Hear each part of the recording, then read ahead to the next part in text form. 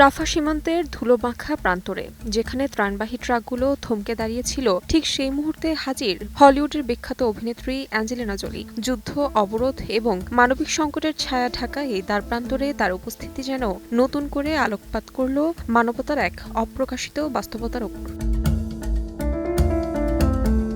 শুক্রবার জাতিসংঘ শরণার্থী সংস্থার সাবেক বিশেষ দূত হিসেবে মিশরে মানবিক সফরে এসে গাজার রাফা সীমান্ত ক্রসিং পরিদর্শন করেন অ্যাঞ্জেলিনা জোলি। এমন এক সময় তিনি এই সফর করলেন যখন ইসরায়েলে গাজা উপত্যকায় কর্মরত কয়েক ডজন আন্তর্জাতিক ত্রাণ সংস্থার কার্যক্রম স্থগিতের ঘোষণা দিয়েছে। ফলে তার এ সফর শুধু প্রতীকী নয়, মানবিক দৃষ্টিকোণ থেকে অত্যন্ত তাৎপর্যপূর্ণ বলে মনে করছেন সংশ্লিষ্টরা।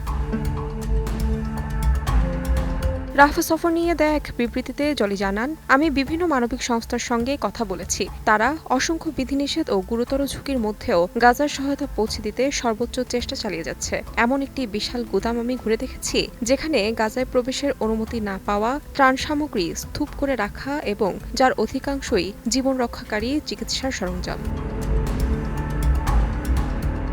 সফরকালে অ্যাঞ্জেলিনা জোলি ফিলিস্তিনি ও সুদানি শরণার্থী পরিবারগুলোর সঙ্গেও সাক্ষাৎ করেছেন। তাদের জীবন সংগ্রাম, অনিশ্চয়তা আর বেঁচে থাকার লড়াইকে কাছ থেকে দেখেছেন তিনি। যে অভিজ্ঞতা আবারও প্রমাণ করে পর্দার বাইরেও মানবতার পক্ষে সোচ্চার এক কণ্ঠস্বর এই অভিনেত্রী।